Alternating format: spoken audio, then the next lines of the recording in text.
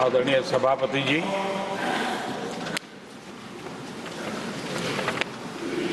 आदरणीय राष्ट्रपति जी ने भारत की उपलब्धियों के बारे में, दुनिया की भारत से अपेक्षाओं के बारे में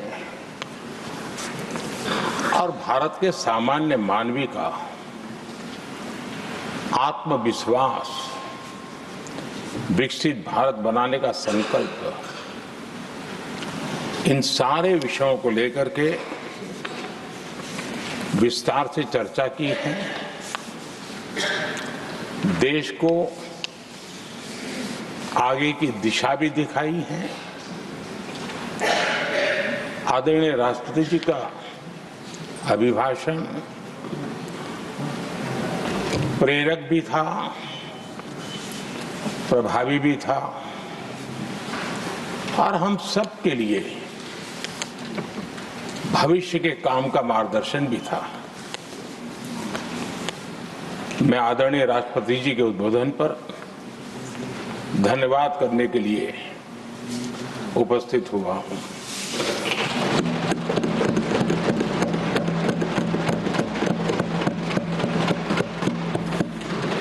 आदरणीय सभापति जी, करीब 70 से भी ज्यादा माननीय सांसदों ने अपने बहुमूल्य विचारों से इस आभार प्रस्ताव को समृद्ध करने का प्रयास किया है। यहां पक्ष प्रतिपक्ष दोनों तरफ से चर्चा हुई। हर किसी ने अपने अपने तरीके से राष्ट्रपति जी के अभिभाषण को जिसने जैसे समझा वैसे यहां समझाया और उन्होंने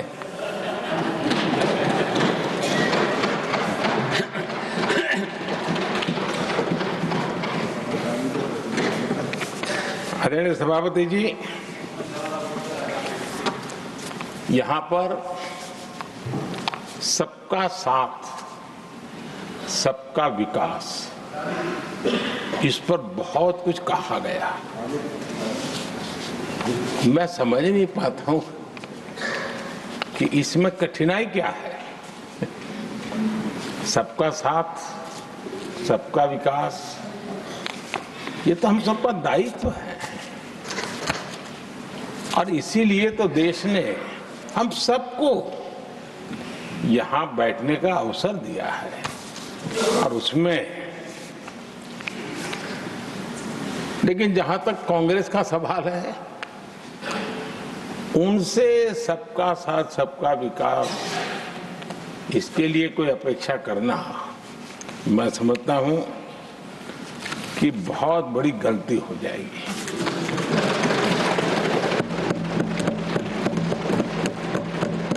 ये उनकी सोच के बाहर है, उनकी समझ के भी बाहर है और उनके रोड मैप में भी ये सूट नहीं करता है, क्योंकि वो इतना बड़ा दल एक परिवार को समर्पित हो गया है। उसके लिए सबका साथ सबका विकास संभव ही नहीं है।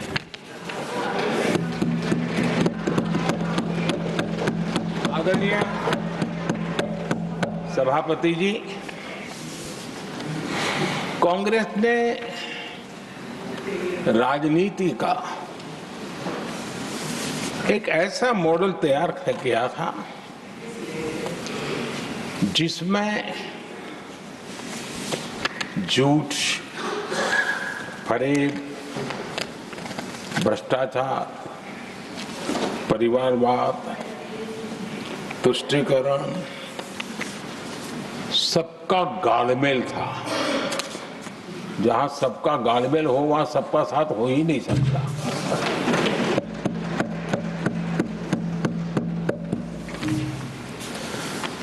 आदरणीय सभापति जी, कांग्रेस के मॉडल में सर्वोपरि है फैमिली फर्स्ट और इसलिए उनकी नीति रीति, उनकी वाणी, उनका वर्तन, उस एक चीज को संभालने में ही खपता रहा है। 2014 के बाद देश ने हमें सेवा करने का अवसर दिया और मैं उन देश की जनता का आभारी हूं कि हमें तीसरी बार लगातार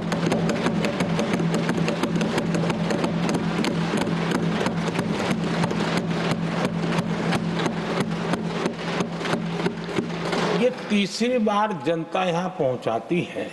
इतने बड़े देश में इतनी वाइब्रेंट डेमोक्रेसी हो, वाइब्रेंट मीडिया हो, हर प्रकार के बातें बताने की छूट हो, उसके बावजूद भी देश दूसरी बार तीसरी बार हमें सेवा करने का मॉडल बनाती है। इसका कारण देश की जनता ने हमारे विकास के मॉडल को परखा है, समझा है और समर्थन दिया है।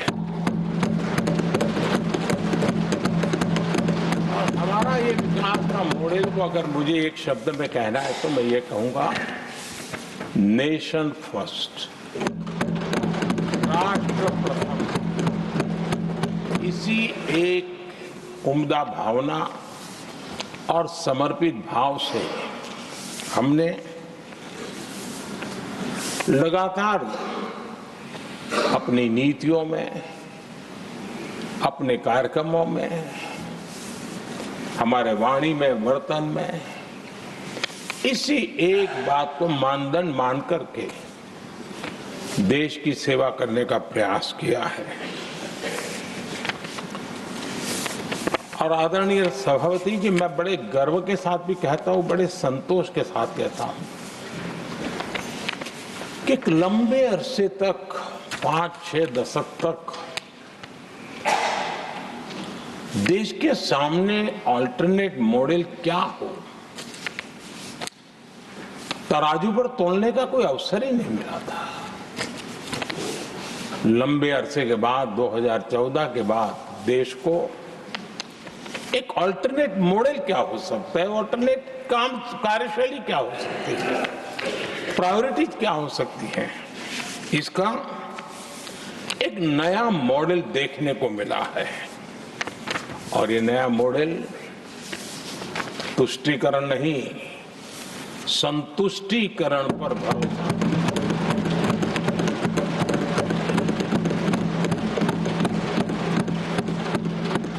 पहले के मॉडल में, खास करके कांग्रेस के कालखंड में, तुष्टीकरण, हर चीज में तुष्टीकरण, यही उनका एक प्रकार से औषधि बन गई थी उनकी राजनीति को करने की। और उन्होंने स्वार्थ नीति, राजनीति, देश नीति, सबका एक घोटाला करके रखा हुआ था। तरीका ये होता था कि छोटे तबके को कुछ दे देना और बाकियों को तरसा कर रखना, और जब चुनाव आए तब कहना, देखो उनका मिला है, शायद आपको भी मिल जाएगा। और इस प्रकार से झुनझुना बांटते रहना, लोगों के आंखों पर पट्टी बांध करके अपनी राजनीतिक सियासत को चलाए रखना,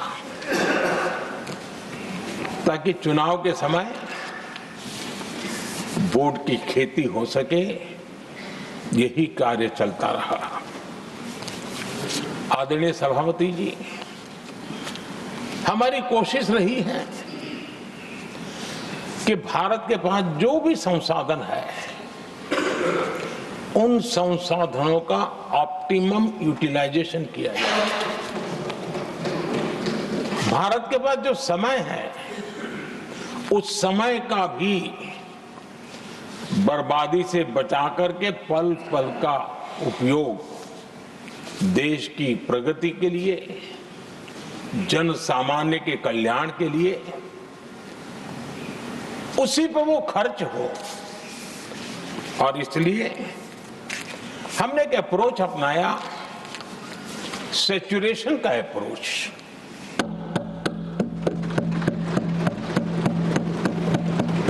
पैर उतने ही लंबे करने जितनी चद्दर हो, लेकिन जो योजना बने, जिनके लिए वो योजना बने, उनको वो 100% उसका बेनिफिट होना चाहिए।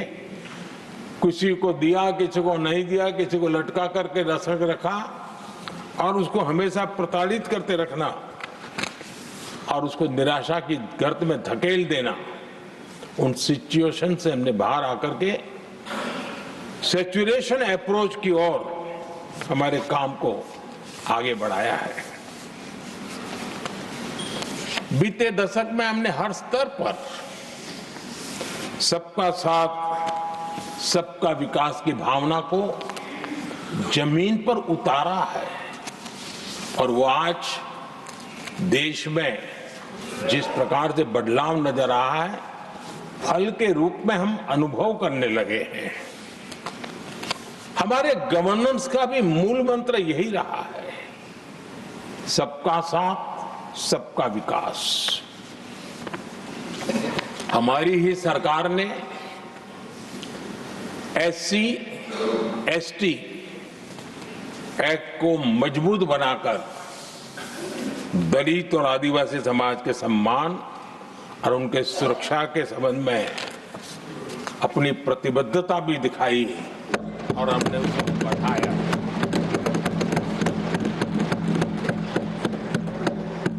आदरणीय सभापति जी, आज जातिवाद का जहर फैलाने के लिए भरपूर प्रयास हो रहा है, लेकिन 3 दशक तक दोनों सदन के OBC MPs और सभी दलों के OBC MPs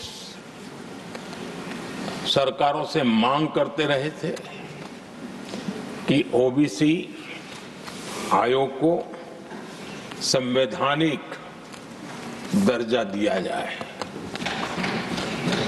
ठुकरा दिया गया, इनकार किया गया, क्योंकि शायद उस समय उनकी राजनीति को ये सूट नहीं करता होगा, क्योंकि तुष्टीकरण की राजनीति के और फैमिली फर्स्ट की राजनीति में जब वो बैठेगा तब तक वो चर्चा तक के हित में भी नहीं आता है। आदरणीय सभापति जी, ये मेरा सौभाग्य है कि हम सब ने मिलकर के 3 दशक से मेरे OBC समाज ने जिस बात के लिए मांगे की, आशाएं रखी, जिसको निराश करके रखा गया था, हमने आकर के इस आयोग को संवैधानिक दर्जा दिया।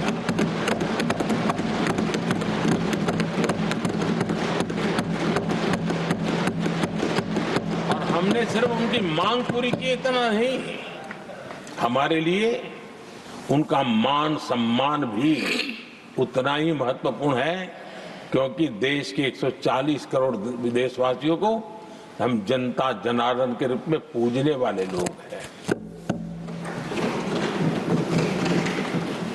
आदरणीय सभापति जी, हमारे देश में जब जब आरक्षण का विषय आया तो उसको एक तंदुरुस्त तरीके से समस्या के समाधान के लिए सत्य को स्वीकार करते हुए करने का प्रयास नहीं हुआ। हर चीज में देश में विभाजन कैसे हो, तनाव कैसे पैदा हो, एक दूसरे के खिलाफ दुश्मनी कैसे पैदा हो, वही तरीके अपनाए गए। देश आजाद होने के बाद जब जब ये प्रयास हुए हैं, इसी तरीके से हुए हैं। पहली बार हमारी सरकार ने एक ऐसा मॉडल दिया और सबका साथ सबका विकास के मंत्र की प्रेरणा से दिया कि हमने सामान्य वर्ग के गरीब को 10% आरक्षण दिया, बिना तनाव के, बिना किसी का छीन करके। और जब ये निर्णय किया तो एससी समुदाय ने भी उसको स्वागत किया, एसटी समुदाय ने भी स्वागत किया, ओबीसी समुदाय ने भी स्वागत किया।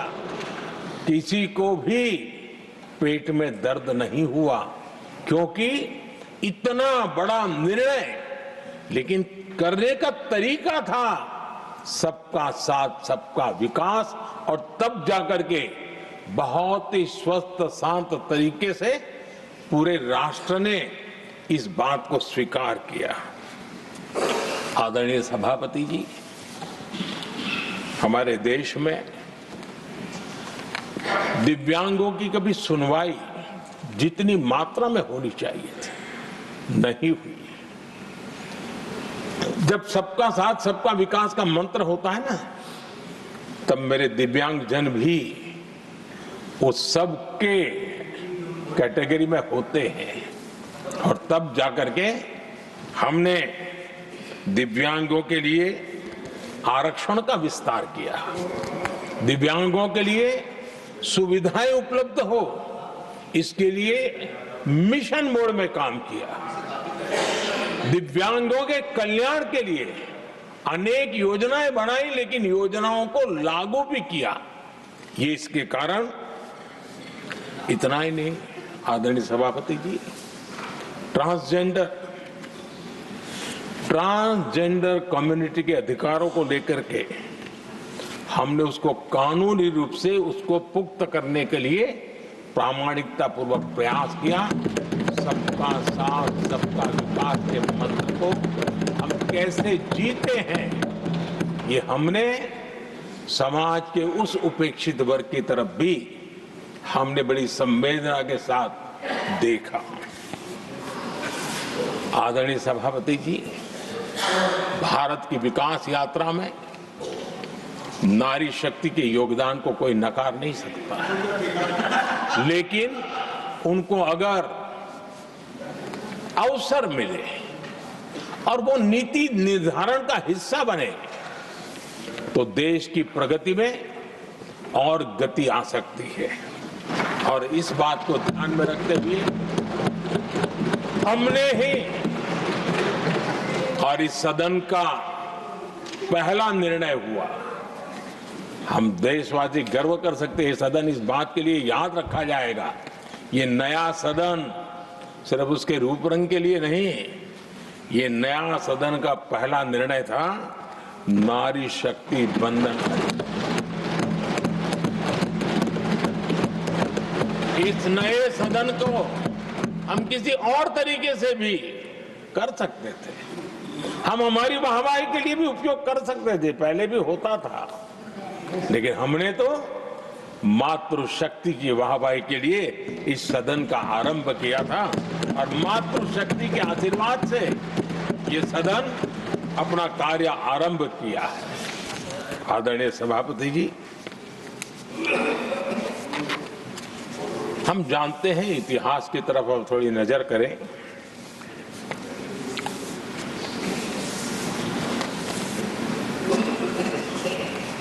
यानी मैं कह रहा हूं इसलिए नहीं, बाबा साहब आंबेडकर के साथ कांग्रेस को कितनी नफरत रही थी, उनके प्रति कितना गुस्सा था,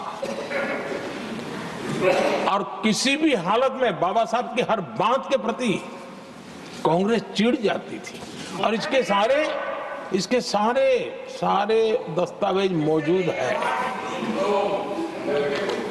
और इस गुस्से को दो बार बाबा साहब को चुनाव में पराजित करने के लिए क्या कुछ नहीं किया गया।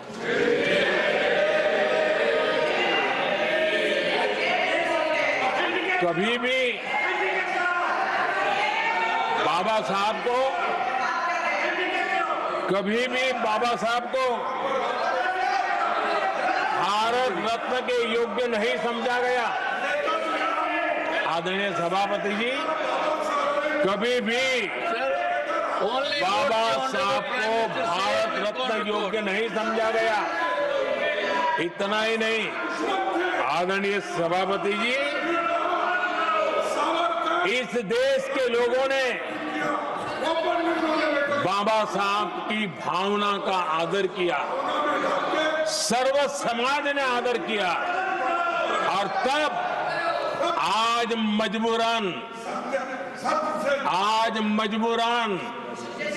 कांग्रेस को जय भीम बोलना पड़ रहा है, उनका मुंह सूख जाता है।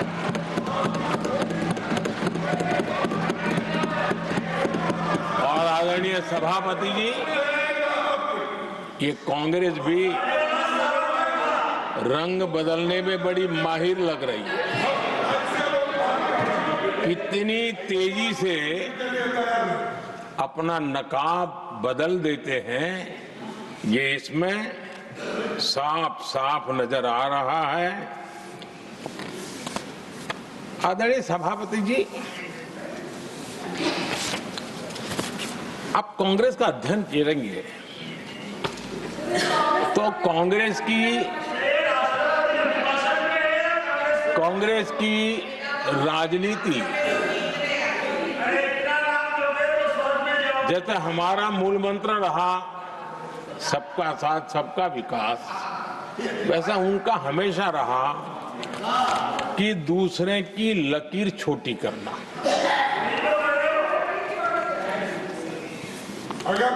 और इसके कारण उन्होंने सरकारों को अस्थिर किया। किसी भी राजनीतिक दल की सरकार कहीं बनी तो उसको अस्थिर कर दिया, क्योंकि लकीर छोटी करो दूसरे की, इसी काम में वो लगे रहे।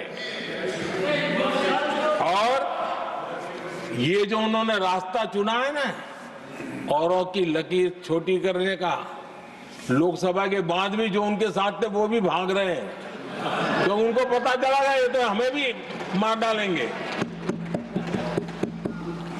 और यही उनकी नीतियों का परिणाम है कि आज ये हाल हो गए हैं कांग्रेस के। देश की सबसे पुरानी पार्टी, आजादी के आंदोलन से जुड़ी पार्टी, इतनी दुर्दशा। ये औरों की लकीर छोटी करने में अपनी शक्ति खपा रहे हैं ना। अगर वो खुद की लकीर लंबी करते तो उनकी ये दशा नहीं होती।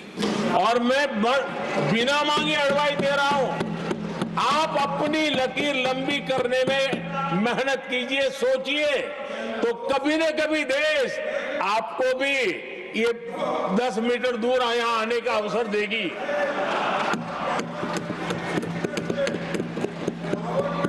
आदरणीय सभापति जी, बाबा साहब ने SC/ST समुदाय की बुनियादी चुनौतियों को बहुत बारीकी से समझा था, बहुत गहराई से समझा था, और खुद भुक्तभोगी थे, इसलिए एक दर्द भी था, पीड़ा भी थी, और समाज का कल्याण करने की का एक जज्बा भी था।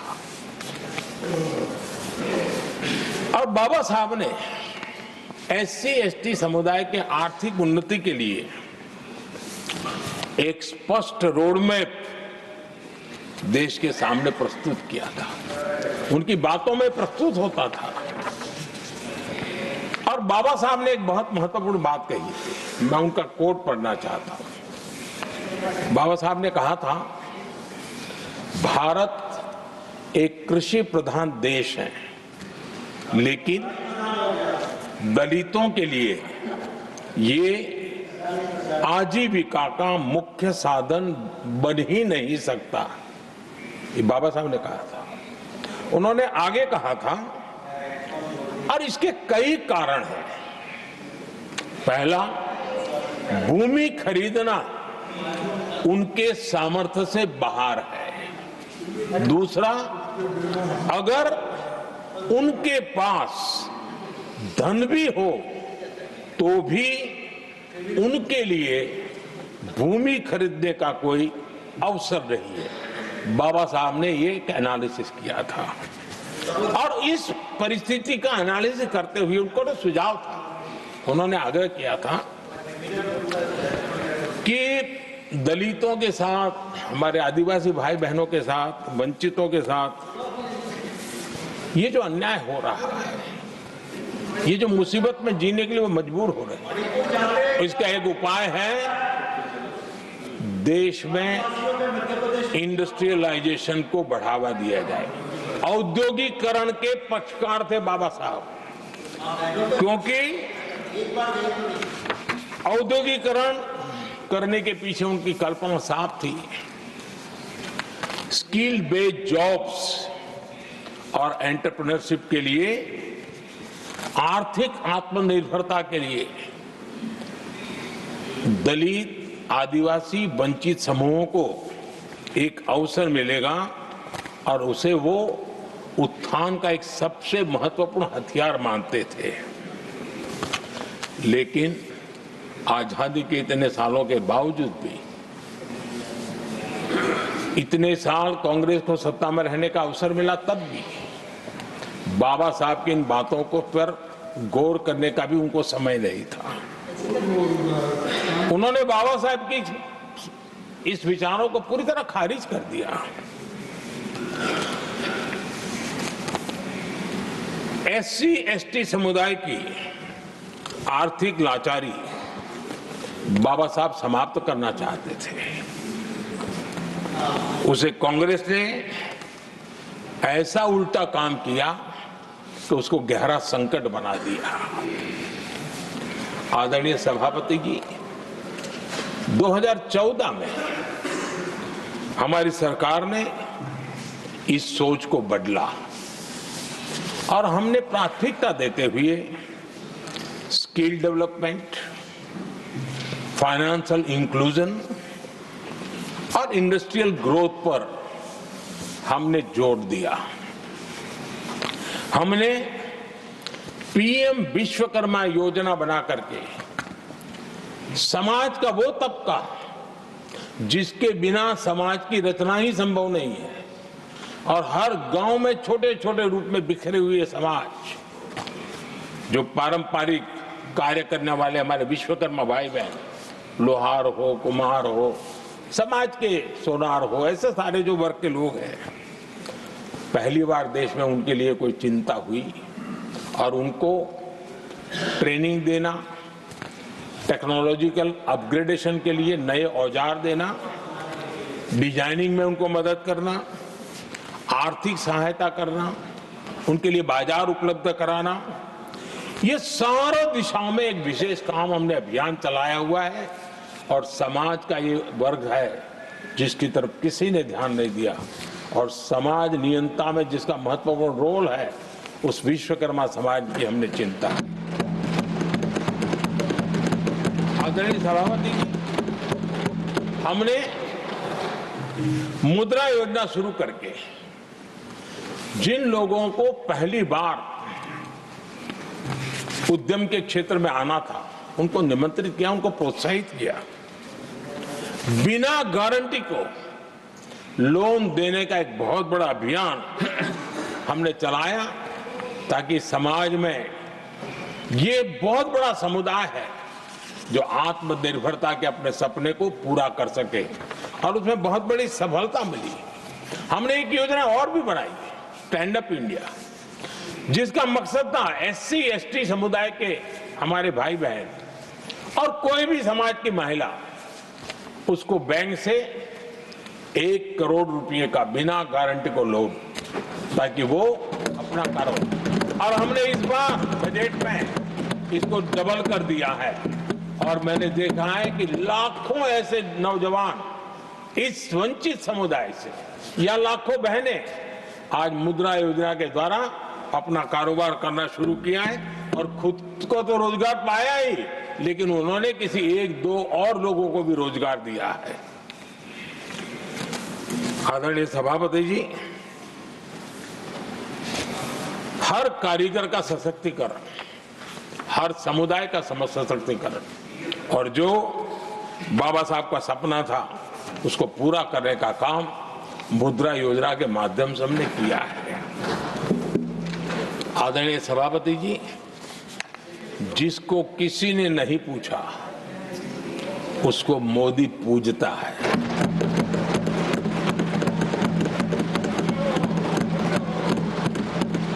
गरीब, वंचित, उसकी का कल्याण ये हमारी प्राथमिकता है।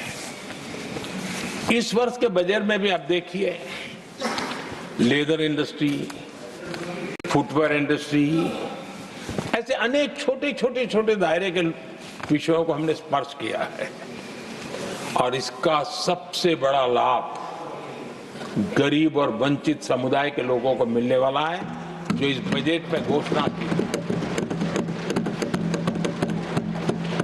अब उदाहरण के रूप में टॉयज की बात करें, समाज के इस प्रकार के वर्ग के लोग ही टॉयज बनाने के काम में हैं। हमने उस पर ध्यान केंद्रित किया। बहुत सारे गरीब परिवारों को अनेक प्रकार की उसमें मदद दी गई और उसका परिणाम आज आया है कि टॉयज हम एक्सपोर्ट करने की आदत में फंसे हुए थे, आज इंपोर्ट करने की आदत में फंसे हुए थे, आज हमारे टॉय 3 गुना एक्सपोर्ट हो रहे हैं और जिसका फायदा समाज के एक बहुत ही नीचे के तबके में जीने वाले, मुसीबतों से गुजारा करने वाले समुदाय को मिल रहा है। आदरणीय सभापति जी, हमारे देश में एक बहुत बड़ा समुदाय है, मछुआरा समुदाय। इन मछुआरे साथियों के लिए हमने एक अलग मिनिस्ट्री तो बनाई, लेकिन जो बेनिफिट किसान क्रेडिट में किसानों को मिलता था, हमने वो किसान क्रेडिट कार्ड के सारे बेनिफिट हमारे मछुआरे भाई बहनों को भी दिए, ये सुविधा दी। अलग मिनिस्ट्री बनाई, ये काम किया और करीब 40,000 करोड़ रुपया हमने इसके अंदर इंफ्यूज किया।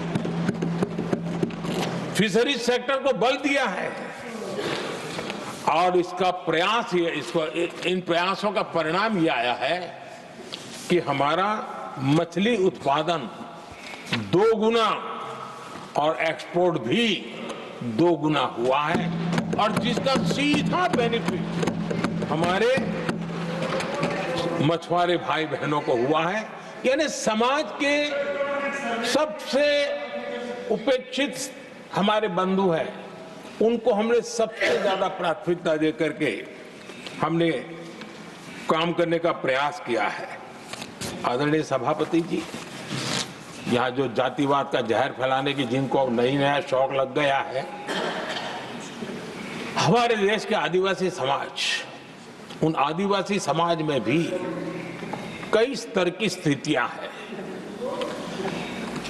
कुछ समूह ऐसे हैं जिनकी संख्या बहुत कम है और जो करीब देश में 200-300 जगह पे बिखरे हुए हैं और कुल आबादी उनकी बहुत कम है, लेकिन वो ऐसे उपेक्षित रहे हैं, उनकी बारीकियों को जाने तो दिल दहलाने वाली बात है।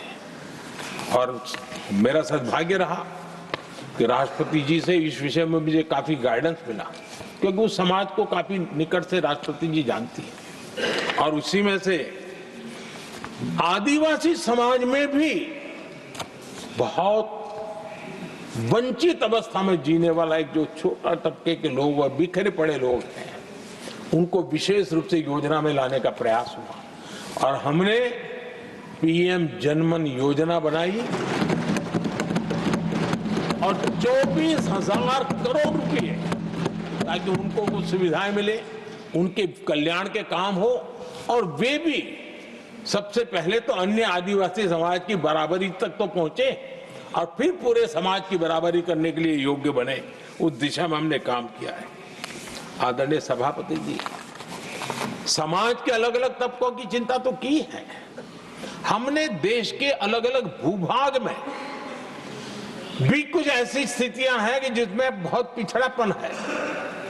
जैसे हमारे सीमावर्ती गांव, उनको बैकवर्ड विलेज करके छोड़ दिया गया था, आखिरी गांव करके छोड़ दिया गया था। हमने सबसे पहले मनोवैज्ञानिक परिवर्तन लाया। हम ये जो दिल्ली पहले और बाद में सब धीरे धीरे धीरे जो जाए दूर जाता जाए आखिर चला जाए, हमने बदल दिया। हमने तय किया कि सीमा पर जो लोग हैं वो पहले और वो अंदर की तरफ आता जाए। जहां सूरज की किरण सबसे पहले आती है और जहां सूरज की आखिरी किरण भी जिनके पास होती है, ऐसे आखिरी गांव उनको हमने फर्स्ट विलेज के रूप में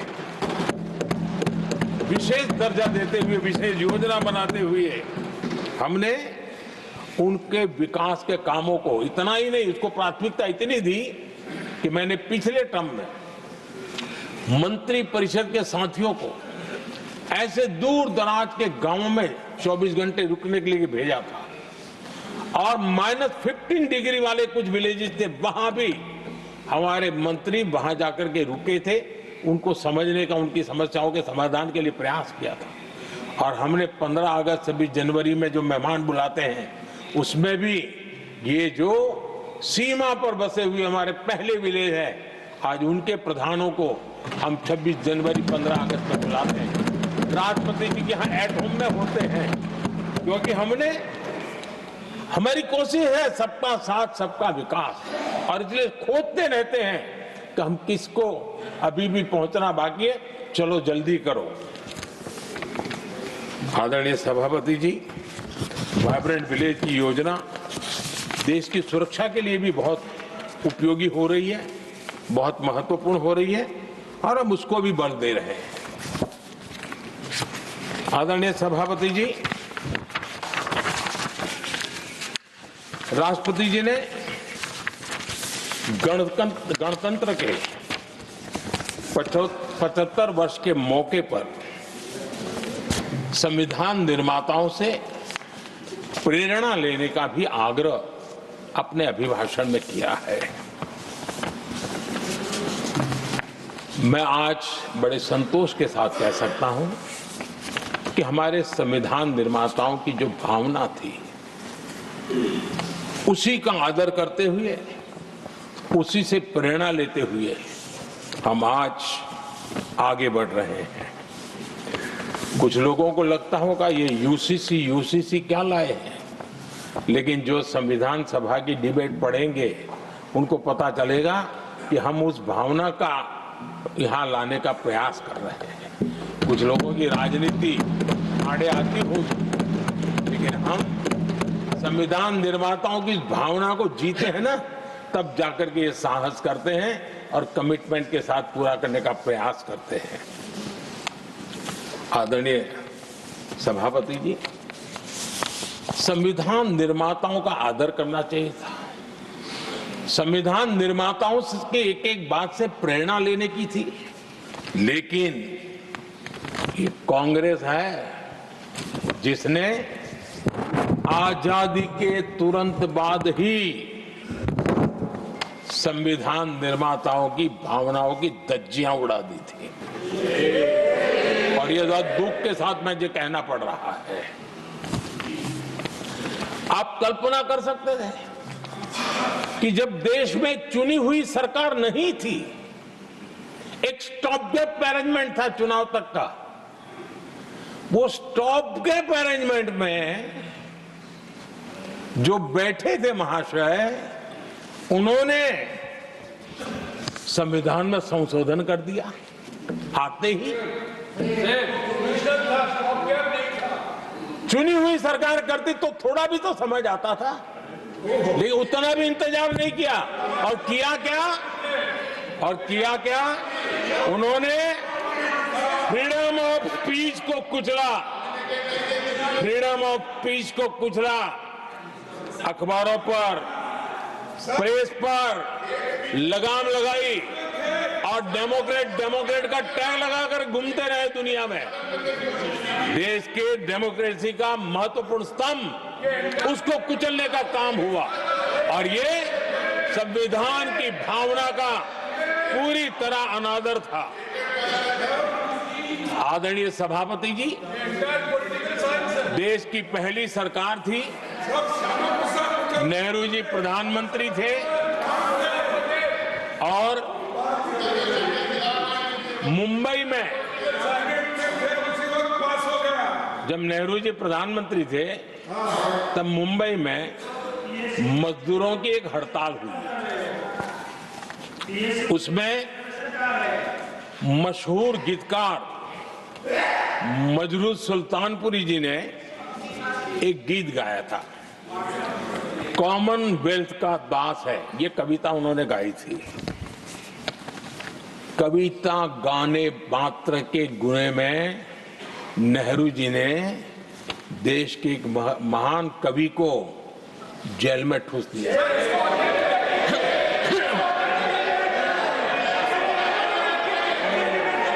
मशहूर एक्टर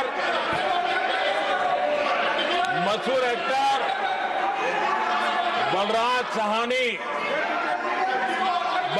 साहनी जी सिर्फ एक जुलूस में शामिल हुए थे, आंदोलन करने वालों के जुलूस में शामिल हुए थे, इसलिए बलराज साहनी जी को जेल में बंद कर दिया गया। आदरणीय सभापति जी, लता मंगेशकर जी के भाई हृदयनाथ मंगेशकर जी ने वीर सावरकर पर एक कविता स्वरबद्ध करके आकाशवाणी पर प्रस्तुत करने का योजना बनाई। इतने मात्र पर हृदयनाथ मंगेशकर जी को आकाशवाणी से हमेशा के लिए बाहर कर दिया गया। आदरणीय सभापति जी, इसके बाद देश ने इमरजेंसी का भी दौर देखा है। आदरणीय सभापति जी, इस देश ने इमरजेंसी का भी दौर देखा है। संविधान की किस प्रकार से कुचला गया, संविधान के स्पिरिट को किस प्रकार से रौंदा गया और वो भी सत्ता सुख के लिए किया गया, ये देश जानता है। और इमरजेंसी में प्रसिद्ध सिने कलाकार देवानंद जी से आग्रह किया गया कि वे इमरजेंसी का समर्थन करें पब्लिकली। देवानंद जी ने साफ साफ इमरजेंसी पर समर्थन करने से इनकार कर दिया। उन्होंने हिम्मत दिखाई और इसलिए दूरदर्शन पर देवानंद जी की सभी फिल्मों को प्रतिबंधित कर दिया गया।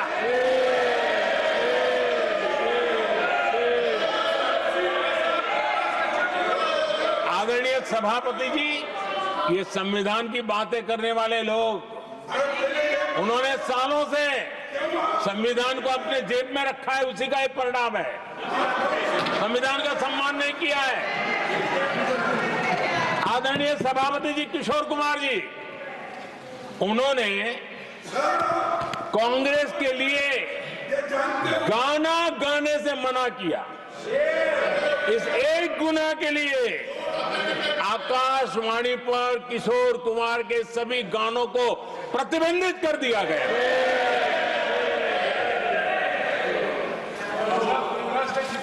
आदरणीय सभापति जी, मैं इमरजेंसी के उन दिनों को भूल नहीं सकता और शायद आज भी वो तस्वीरें मौजूद है। ये जो लोकतंत्र की बातें करते हैं, मानव गरिमा की बातें करते हैं और बड़े बड़े भाषण देने के लिए शौकीन लोग हैं। आपातकाल में जॉर्ज फर्नांडिस समेत देश के महानुभावों को हथकड़ियां पहनाई गई थी, जंजीरों से बांधा गया था। संसद के सदस्य, देश के गणमान्य नेता, उनको हथकड़ियां और जंजीरों से बांधा गया था। इनके मुंह में संविधान शब्द शोभा नहीं देता है।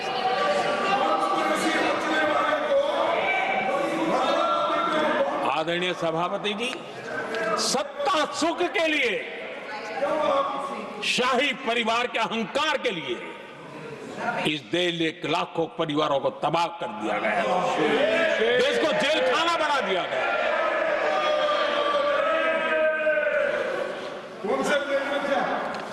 बहुत लंबा संघर्ष चला।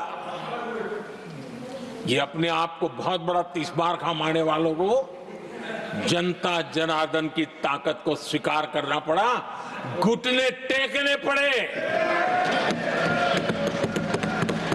और देश में जनता जनार्दन के सामर्थ्य से इमरजेंसी हटी। ये भारत के लोगों की रगों में जो लोकतंत्र है ना, उसी का परिणाम था।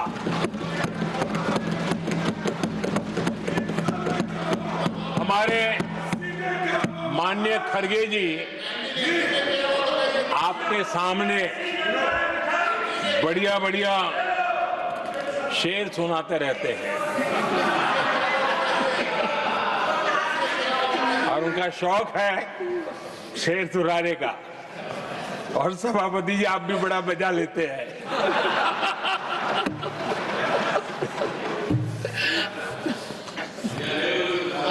एक शेर मैंने भी कहीं पढ़ा था,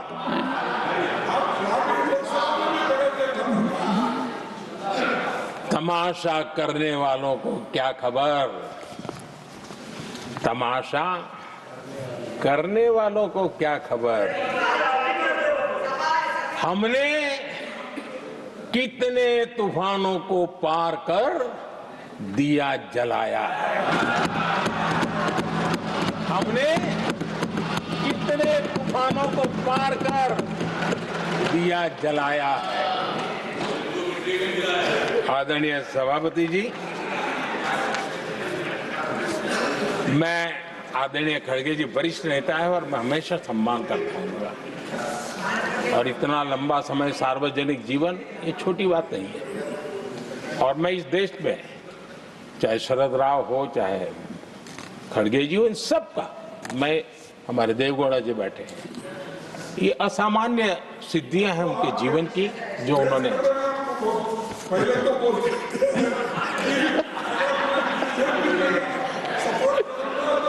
ऐसा है खड़गे जी, आपको आपके घर में तो ये बातें सुनने को नहीं मिलेगी, नहीं बताऊंगा।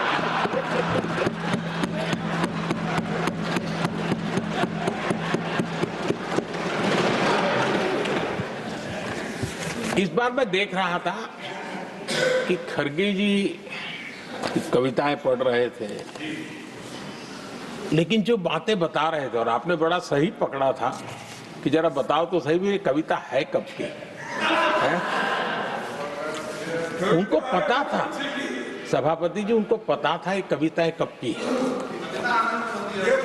भीतर कांग्रेस की दुर्दशा का इतना दर्द पड़ा था, लेकिन वहां हालत यह है कि बोल नहीं सकते, तो उन्होंने सोचा ये अच्छा मंच है, यही बोल दें। और इसलिए उन्होंने नीरज की कविता के माध्यम से उनके घर के हालात यहां प्रस्तुत किए। आदरणीय सभापति जी, जो आज के लिए सही है, खड़गे जी को मैं आज वही कवि नीरज जी की कुछ पंक्तियां सुनाना चाहता हूं।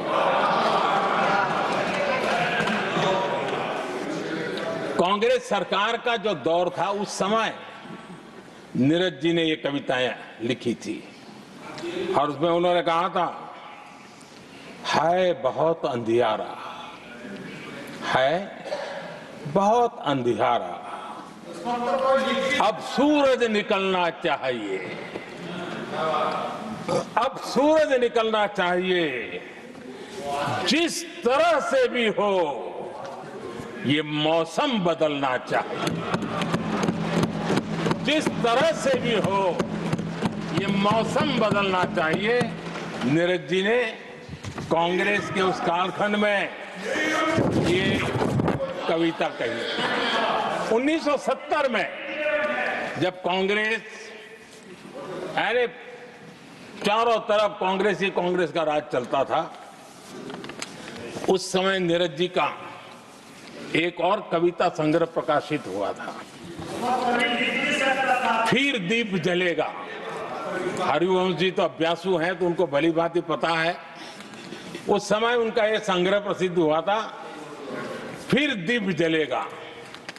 उसमें उन्होंने कहा था, और ये बड़ा महत्वपूर्ण है, नीरज जी ने उस समय कहा था, मेरे देश उदास न हो।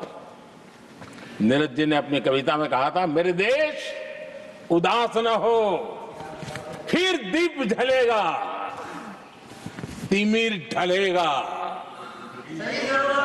और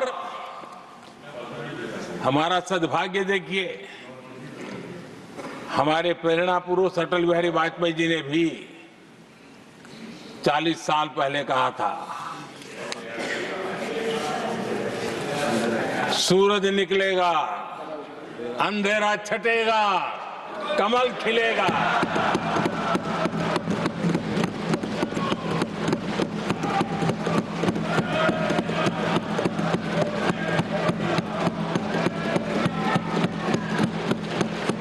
आदरणीय नीरज जी ने कहा था, जब तक कांग्रेस का सूरज चमकता रहा, देश ऐसा ही अंधेरे में रहता रहा।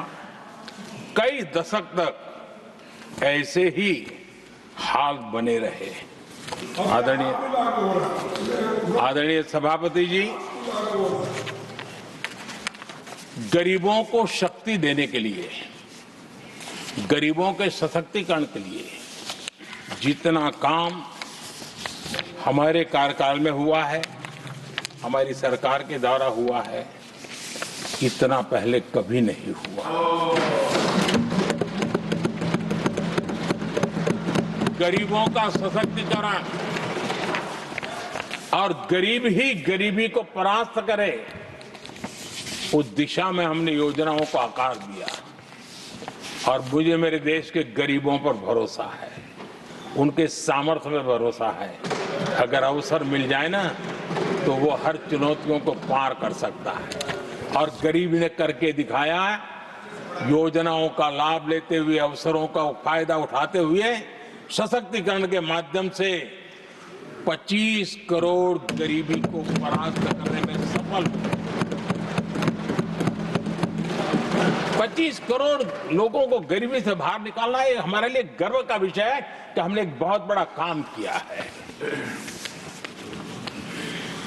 जो लोग गरीबी से निकले हैं, कठोर परिश्रम करके निकले हैं, सरकारी पर भरोसा करते हुए, योजनाओं को आधार बना करके, और आज गरीबी से निकलकर वो एक न्यू मिडिल क्लास हमारे देश में अर्जित हुआ है। आदरणीय सभापति जी, मेरी सरकार इस न्यू मिडिल क्लास और मिडिल क्लास के साथ डट करके खड़ी है और बहुत कमिटमेंट के साथ हम खड़े हैं। हमारे न्यू मिडिल क्लास और मिडिल क्लास की आकांक्षाएं आज देश के लिए गति देने वाली शक्ति है। हमारे देश की एक नई ऊर्जा है, देश की प्रगति का सबसे बड़ा आधार है।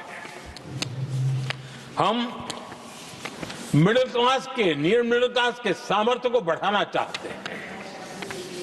हमने मिडिल क्लास के लिए एक बहुत बड़े हिस्से को टैक्स में इस बजट में जीरो कर दिया है।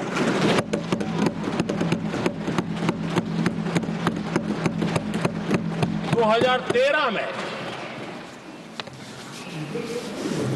2 लाख तक की आय टैक्स में मुक्ति थी, इनकम टैक्स में 2 लाख तक मुक्ति थी। आज हमने 12 लाख तक टैक्स में मुक्ति कर दी। हम 70 साल से ऊपर के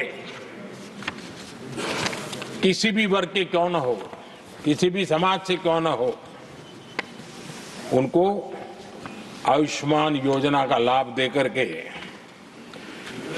और उसका सबसे बड़ा लाभ मिडिल क्लास के बुजुर्गों को मिल रहा है।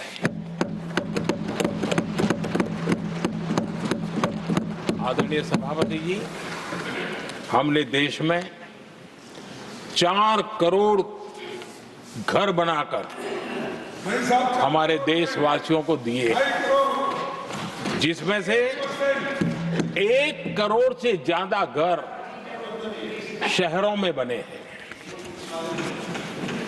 हमने घर खरीदने वालों के साथ बहुत बड़ा फ्रॉड हुआ करता था, उनको सुरक्षा देना बहुत जरूरी था, और इसी सदन में हमने रेरा का कानून बनाया है, जो आज मध्यम वर्ग के घर के सपने के खिलाफ जो रुकावटें थी, उसको दूर करने एक महत्वपूर्ण हथियार बना है।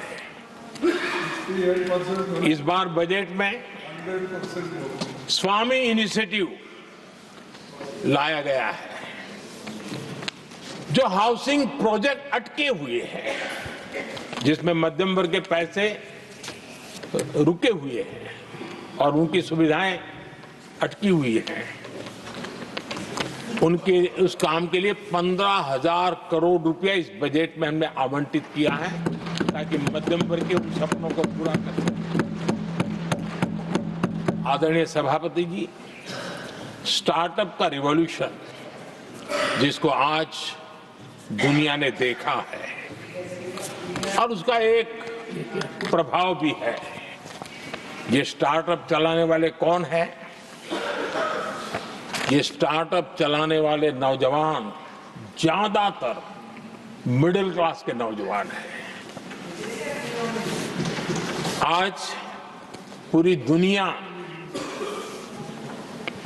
भारत के प्रति आकर्षित है, खास करके G20 समूहों की देश के 50-60 स्थानों पर जो मीटिंगें हुई, उसके कारण भारत को जो पहले सभी दिल्ली, मुंबई या बेंगलुरु मानते थे, भारत को विशालता का उनको पता चला है, और आज विश्व का भारत के टूरिज्म के प्रति आकर्षण बढ़ा है। और जब टूरिज्म बढ़ता है तो व्यवसाय के भी अनेक अवसर आते हैं, और उसका लाभ भी हमारे मिडिल क्लास को बहुत मिलने वाला है, उनके आय के साथ। आदरणीय सभापति जी, आज हमारा मिडिल क्लास आत्मविश्वास से भरा हुआ है, और ये अभूतपूर्व है। ये अपने आप में एक बहुत बड़ा सामर्थ्य बना देता है देश का, और मुझे पूरा विश्वास है कि भारत का मध्यम वर्ग विकसित भारत के संकल्प को साकार करने के लिए कमर कस करके खड़ा हो गया है, हमारे साथ चल पड़ा है। आदरणीय सभापति जी, विकसित भारत के निर्माण में सबसे बड़ा रोल देश के युवाओं का है। हमें डेमोग्राफी का डिविडेंड, उस पर हमारा भी बल है।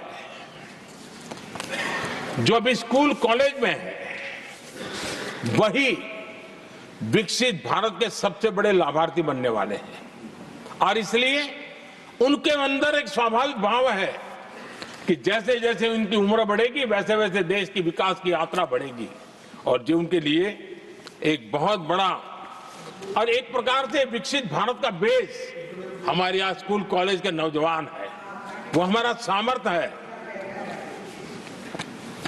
पिछले 10 साल में लगातार इस तबके को, इस बेस को मजबूत करने के लिए हमने बहुत सोची समझी रणनीति के तहत काम किया है। 21वीं सदी की शिक्षा कैसी होनी चाहिए, शिक्षा नीति के लिए पहले सोचा तक नहीं गया, जो चलता है चलने दो, जैसा होता है होता ही रहो। करीब 3 दशक के अंतराल के बाद नई राष्ट्रीय शिक्षा नीति लेकर के हम आए। 3 दशक के अंतराल, इस नीति के तहत बहुत सारे इनिशिएटिव हैं। उसमें एक की मैं चर्चा करता हूं, पीएम श्री स्कूल। ये पीएम श्री स्कूल आज करीब 10-12 हजार स्कूल ऑलरेडी बन चुके हैं और नए बनाने की दिशा में हम आगे बढ़ रहे हैं। आदरणीय सभापति जी, एक महत्वपूर्ण निर्णय हमने शिक्षा नीति में बदलाव लाया है। मातृभाषा में पढ़ाई और मातृभाषा में परीक्षा, इस पर हमने बल दिया है। देश आजाद हुआ, लेकिन ये कुछ गुलामी की मानसिकता कहीं कहीं जकड़ के रखा था ना, उसमें ये हमारी भाषा भी थी। हमारी मातृभाषा के साथ घोर अन्याय हुआ और गरीब का बच्चा, दलित का बच्चा, आदिवासी का बच्चा, वंचित का बच्चा वो इसलिए रुक जाए ताकि उसको लैंग्वेज नहीं आती है। ये उसके साथ घोर अन्याय था और सबका साथ सबका विकास का मंत्र मुझे चैन से सोने नहीं देता था। और इसमें मैंने कहा कि देश में मातृभाषा में शिक्षा, मातृभाषा में डॉक्टर बने, मातृभाषा में इंजीनियर बने। जिनको अंग्रेजी भाषा पढ़ने नसीब नहीं हुई, उनके सामर्थ्य को हम रोक नहीं सकते।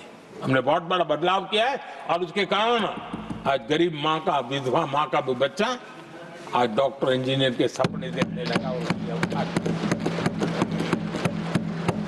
आदिवासी युवाओं के लिए एकलव्य मॉडल स्कूलों का हमने विस्तार किया है। 10 साल पहले करीब 150 एकलव्य विद्यालय थे, आज 470 है, 470 हो। और अब हम 200 और ज्यादा एकलव्य स्कूल की दिशा में आगे बढ़ रहे हैं। आदरणीय सभापति जी, हमने सैनिक स्कूलों में भी बहुत बड़ा रिफॉर्म किया और सैनिक स्कूलों में हमने बेटियों को भी प्रवेश की व्यवस्था की। आप स्वयं सैनिक स्कूल के विद्यार्थी रहे, पहले बेटियों के लिए उसके दरवाजे बंद थे और आप भी जानते हैं कि सैनिक स्कूलों का महात्मा क्या होता है, उसका सामर्थ्य क्या होता है, जिसने आप जैसे व्यक्तियों को जन्म दिया है। अब वो अवसर मेरे देश की बेटियों को भी मिलेगा। हमने सैनिक स्कूल के दरवाजे खोल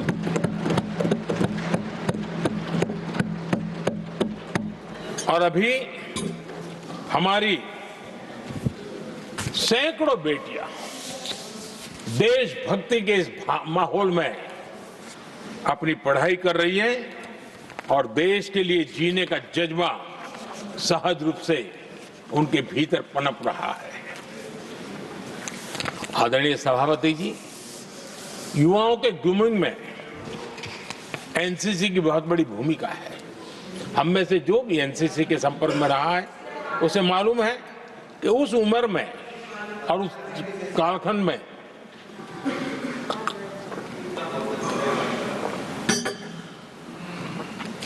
एक बहुत सुनहरा अवसर होता है व्यक्ति के विकास में, सर्वांगीण विकास में।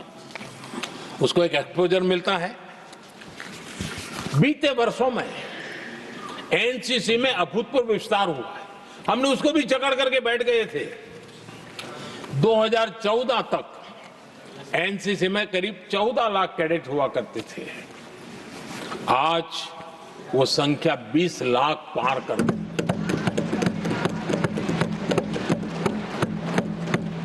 आदरणीय सभापति जी, देश के युवाओं में जो उमंग है, उत्साह है, नया कुछ कर गुजरने की इच्छा है, रूटीन काम से भी हटकर के कुछ करने का उनका इरादा है, ये साफ नजर आता है। जब मैंने स्वच्छ भारत अभियान चलाया, मैंने देखा है कि आज भी कई शहरों के नौजवानों की टोलियां अपने तरीके से, स्वयं प्रेरणा से स्वच्छता के अभियान को आगे बढ़ा रही है। कोई झुग्गी झोपड़ी में जाकर के शिक्षा के लिए काम कर रहे हैं, कई नौजवान कुछ न कुछ कर रहे हैं। इन सारी बातों को देख करके हमें लगा कि देश के युवाओं को एक अवसर मिलना चाहिए। संगठित रूप से प्रयास होना चाहिए और इसके लिए हमने माय भारत एक आंदोलन शुरू किया है। मेरा युवा भारत, माय भारत।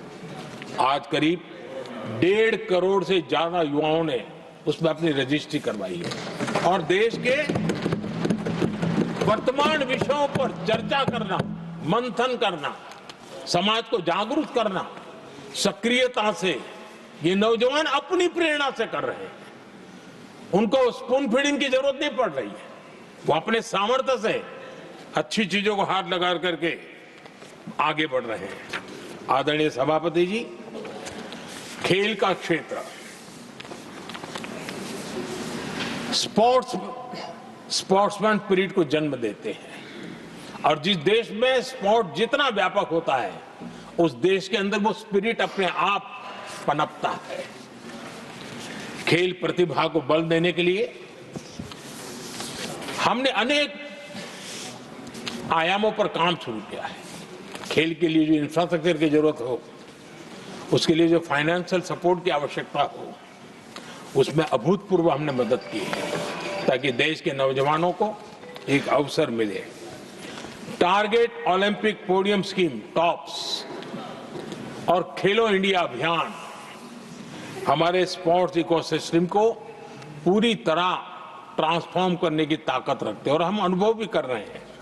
पिछले दिनों 10 साल में जितने भी इंटरनेशनल स्पोर्ट्स इवेंट हुए हैं, भारत ने अपना झंडा गाड़ दिया, भारत ने अपना सामर्थ्य दिखा दिया, भारत के नौजवानों ने अपना लोहा बनवा लिया है और उसमें हमारी बेटियां भी उतना ही दमखम के साथ दुनिया के सामने भारत की ताकत का प्रदर्शन कर रही है।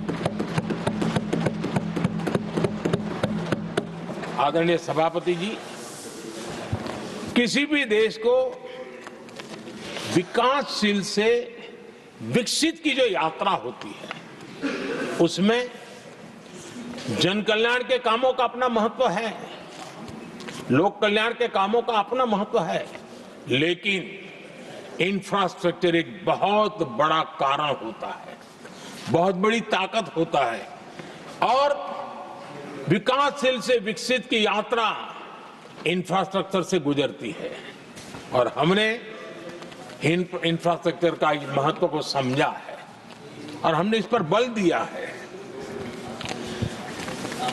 और जब इंफ्रास्ट्रक्चर की बात होती है तो ये भी जरूरी है कि वो समय सर पूरे हो, जिसकी हम कल्पना करें, योजना करें, आवश्यकता समझे, लेकिन लटके रहे तो उसका फायदा नहीं मिलता है, उससे टैक्स पेयर का पैसा भी बर्बाद होता है और देश उस लाभ से वंचित रह जाता है, अनेक सालों तक इंतजार करता है, उसका बहुत बड़ा भारी नुकसान होता है जिसको शब्दों में गिना नहीं जा सकता है। कांग्रेस के कालखंड में अटकाना, भटकाना, लटकाना ये उनका कल्चर बन गया था और उसके कारण ये राजनीति का हिस्सा था। किस प्रोजेक्ट को करने देना, नहीं करने देना, उसमें राजनीतिक तराजू रहता था। सबका साथ सबका विकास का मंत्र नहीं होता था। एक भी नहीं होगा।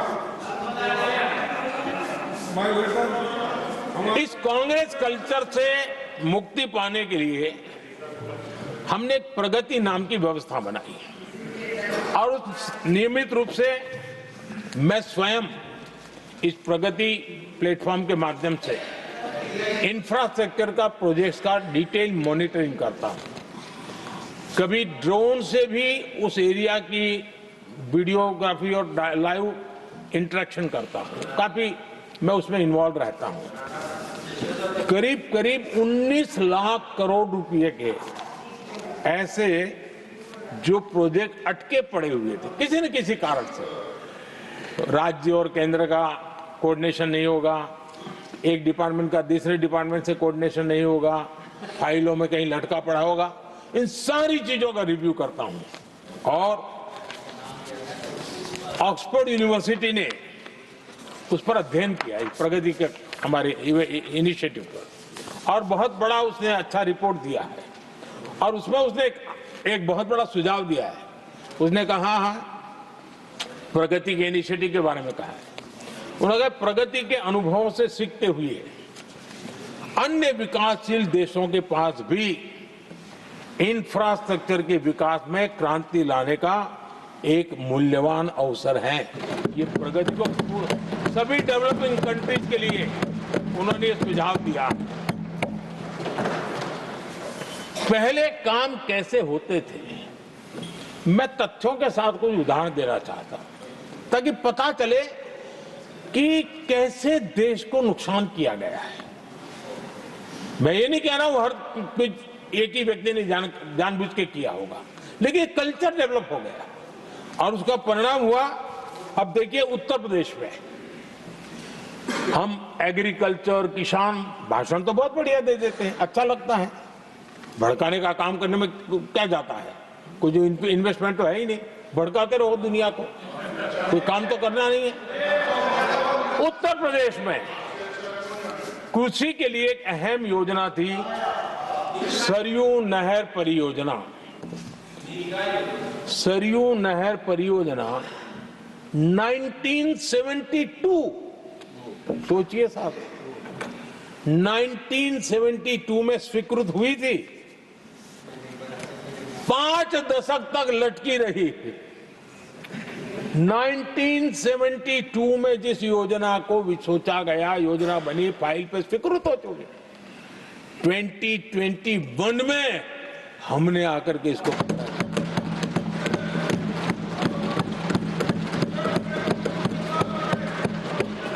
आदरणीय सभापति जी, जम्मू कश्मीर की Udhampur Srinagar Baramulla rail line, Udhampur Srinagar Baramulla rail line in 1994 में स्वीकृत हुई थी। 1994 में ये रेल लाइन भी वर्षों तक लटकी रही। 3 दशक बाद आखिरकार हमने 2025 में इसे पूरा किया।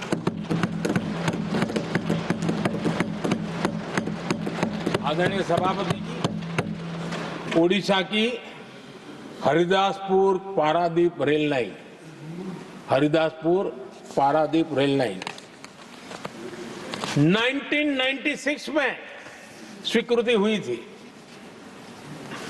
ये भी वर्षों तक अटकी रही और ये भी 2019 में हमारे कार्यकाल में पूरी हुई।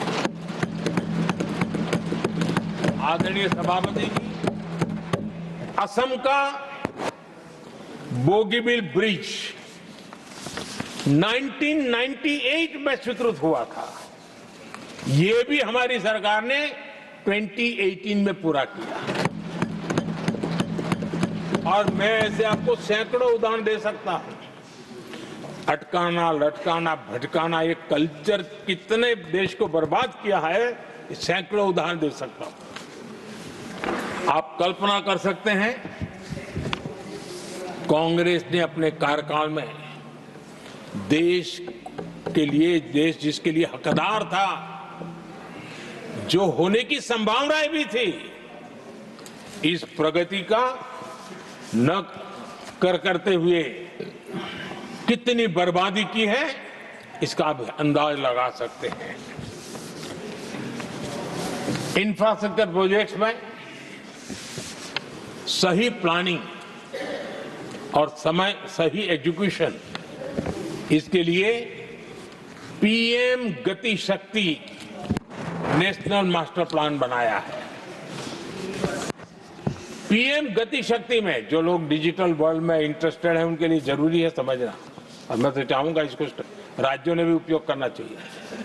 पीएम गति शक्ति प्लेटफॉर्म में 1600 डेटा लेयर्स हैं हमारे देश के अलग अलग कामों के, और निर्णय प्रक्रिया को तेज करते हैं, सरल करते हैं, और उसको लागू करने में भी बहुत तेजी से उसको लागू किया जा सकता है।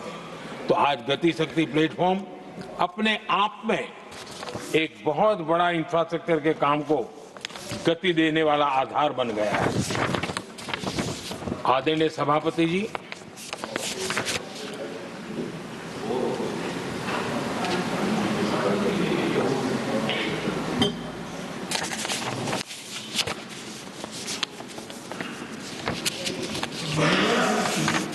आज के नौजवानों को ये जानना बहुत जरूरी है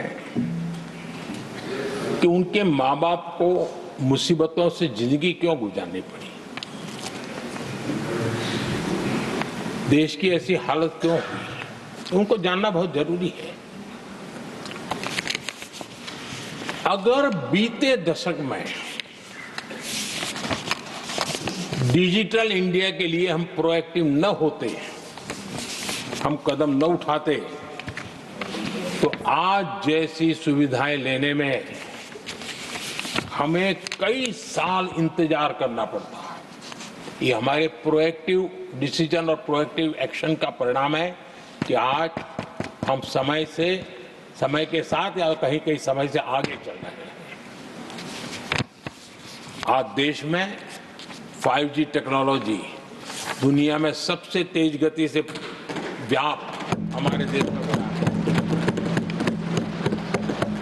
आदरणीय सभापति जी, मैं अतीत के अनुभवों से कह रहा हूं, कंप्यूटर हो, मोबाइल फोन हो, एटीएम हो, ऐसी कई टेक्नोलॉजी दुनिया के कई देशों में हमारे से बहुत पहले पहुंच चुकी थी, लेकिन भारत में आते आते दशकों बीत गए तब जाकर के पहुंचा।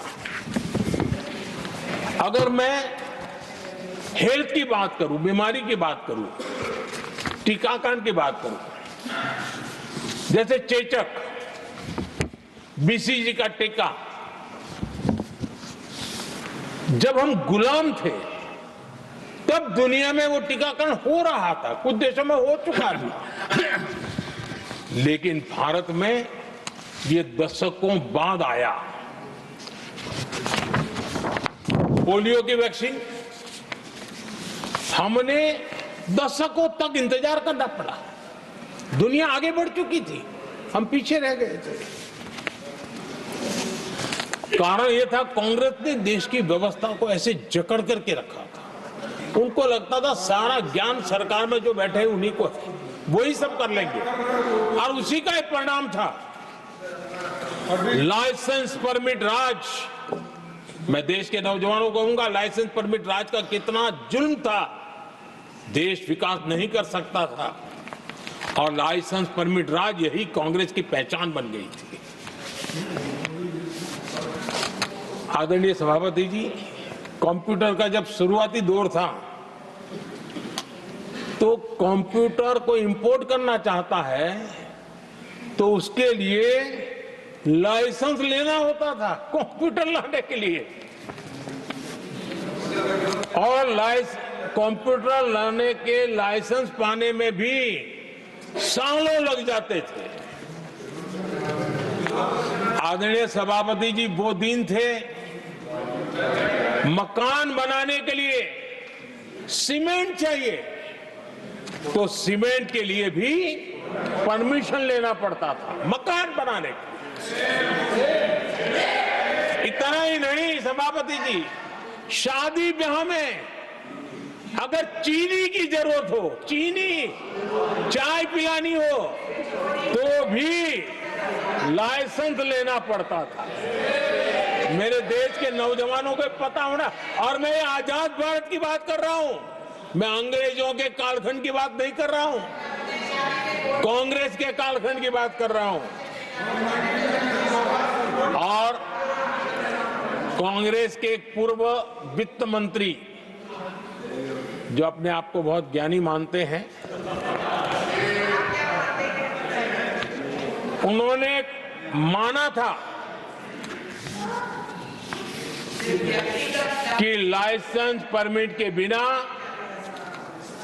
कोई काम होते नहीं है, सारे काम लाइसेंस परमिट के रास्ते से ही गुजरते हैं। और उन्होंने ये भी कहा था कि लाइसेंस परमिट बिना रिश्वत को नहीं होता है। मैं कांग्रेस के वित्त मंत्री ने जो कहा वो कह रहा हूं, बिना रिश्वत को नहीं होता है। अब कोई बहुत आसानी से समझ सकता है, उस जमाने में रिश्वत मतलब हाथ की सफाई कौन करता था भाई, ये कौन पंजा था, वो पैसा कहां जाता था, देश का नौजवान भली भांति समझ सकता है। यही इस सदन में कांग्रेस के एक माननीय सदस्य हैं, मौजूद है, जिनके पिताजी के पास खुद के पैसे थे, किसी से लेना नहीं था, और कार खरीदना चाहते थे। यहां मौजूद एक एमपी है कांग्रेस के, उनके पिताजी खुद के पैसे से कार खरीदना चाहते थे। 15 साल तक उनको कार के लिए इंतजार करना पड़ा था कांग्रेस के राज में।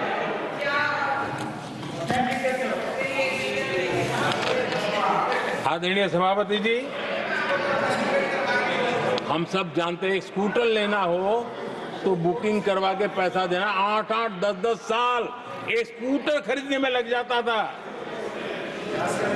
और अगर मजबूरी में स्कूटर मानो बेचना पड़ा तो उसके लिए सरकार से परमिशन लेनी पड़ती थी।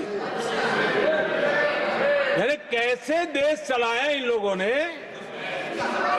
और इतना ही नहीं, गैस सिलेंडर एमपी को कूपन दिया जाता था, कि तुम इलाके में 25 लोगों को गैस कनेक्शन दे सकते हो। गैस सिलेंडर के लिए कतार लगती थी। टेलीफोन कनेक्शन, नाक को दम आ जाता था टेलीफोन कनेक्शन के लिए। देश के नौजवानों को पता होना चाहिए, ये जो आज बड़े बड़े भाषण झाड़ रहे हैं, उन्होंने क्या किया था, देश को पता होना चाहिए।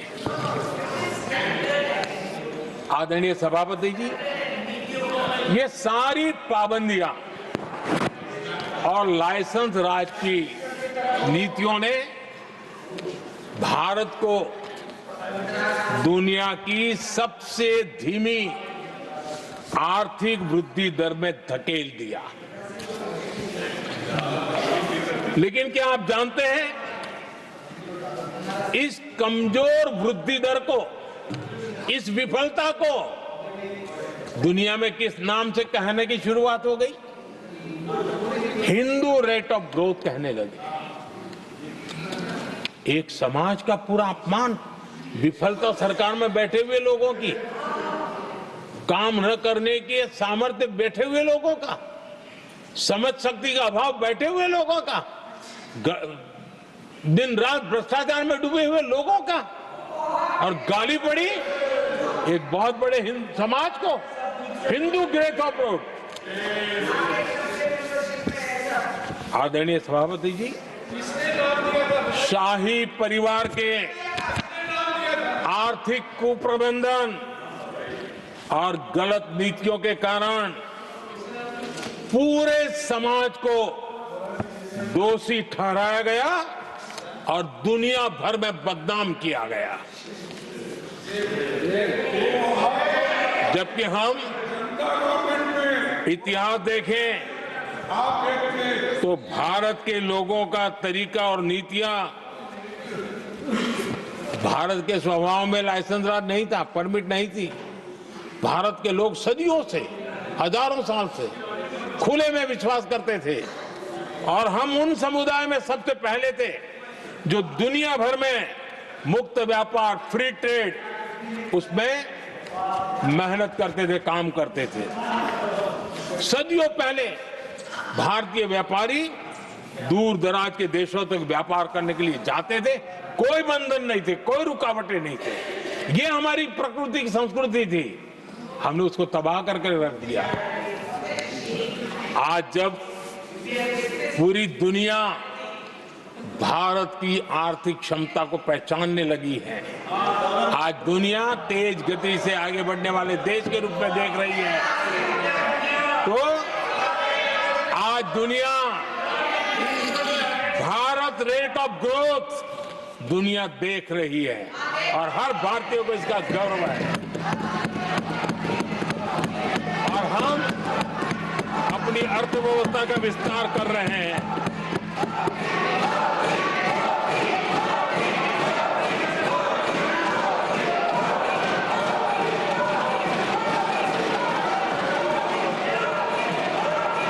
आदरणीय सभापति जी, आदरणीय सभापति जी, कांग्रेस के पंजे से मुक्त होकर आप देश चैन की सांस ले रहा है और ऊंची उड़ान भी भर रहा है।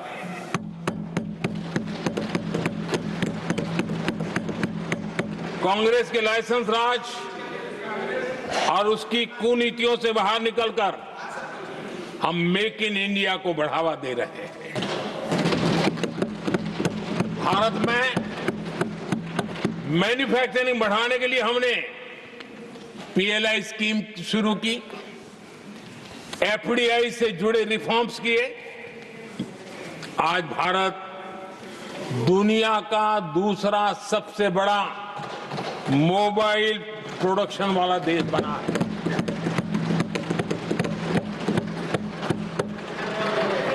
पहले हम ज्यादातर फोन बाहर से इंपोर्ट कर रहे थे, अब हमारी पहचान एक मोबाइल एक्सपोर्टर के रूप में बनी है। आदरणीय सभापति जी, आज भारत की पहचान डिफेंस मैन्युफैक्चरिंग की बनी है। 10 साल में हमारा डिफेंस प्रोडक्ट्स 10 गुना एक्सपोर्ट बढ़ा है। 10 साल में 10 गुना बढ़ा है। आदरणीय सभापति जी, भारत में सोलर मॉड्यूल मैन्युफैक्चरिंग भी 10 गुना बढ़ गए हैं। आज हमारा देश दुनिया का दूसरा सबसे बड़ा स्टील प्रोड्यूसर देश है। 10 सालों में हमारा मशीनरी और इलेक्ट्रॉनिक एक्सपोर्ट तेजी से आगे बढ़ा है। बीते 10 सालों में भारत का टॉयज एक्सपोर्ट 3 गुना से ज्यादा बढ़ गया है। इन्हीं 10 सालों में एग्रो केमिकल एक्सपोर्ट भी बढ़ा है। कोरोना के कालखंड में हमने 150 से ज्यादा देशों को वैक्सीन और दवाइयां सप्लाई की। मेड इन इंडिया, हमारे आयुष और हर्बल प्रोडक्ट का एक्सपोर्ट भी बहुत तेज गति से बढ़ा है और बढ़ रहा है। आदरणीय सभापति जी, खादी जो कांग्रेस ने की तो सबसे बड़ा एक काम करते ना खादी के लिए, तो भी मुझे लगता है हाँ ये आजादी के आंदोलन के लोगों से कुछ प्रेरणा आगे बढ़ा रहे हैं, वो भी नहीं किया। खादी और विलेज इंडस्ट्री का टर्नओवर पहली बार 1.5 लाख करोड़ से ज्यादा हुआ है।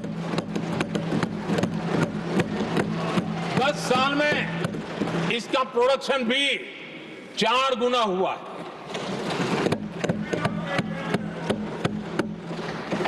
इस सारी मैन्युफैक्चरिंग का बहुत बड़ा लाभ हमारे एमएसएमई सेक्टर को मिला है। इससे देश में बड़ी संख्या में रोजगार के अवसर तैयार हुए हैं।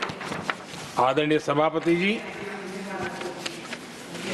हम सभी जनता के प्रतिनिधि हैं। हम जनता जनार्दन के सेवक हैं। जनप्रतिनिधि के लिए देश और समाज का मिशन ही सब कुछ होता है और सेवा व्रत लेकर के ही जनप्रतिनिधियों के लिए काम करना उनका दायित्व होता है। आदरणीय सभापति जी, देश की हम सभी से अपेक्षा है कि हम विकसित भारत को आत्मसात करने के लिए कोई कमी हमारी तरफ से नहीं रहनी चाहिए। हम सबका सामूहिक दायित्व होना चाहिए। ये देश का संकल्प है, ये किसी सरकार का संकल्प नहीं है, किसी व्यक्ति का संकल्प नहीं है, 140 करोड़ देशवासियों का संकल्प है। और सभापति जी, मेरे शब्द लिख करके रखिए, जो लोग विकसित भारत के संकल्प से अपना को अछूता रखेंगे, देश उनको अछूता कर देगी। हर किसी को जुड़ना पड़ेगा। अब बच करके नहीं रह सकते, क्योंकि भारत का मिडिल क्लास, भारत का नौजवान पूरी ताकत के साथ देश को आगे बढ़ाने में जुट चुका है। और इसलिए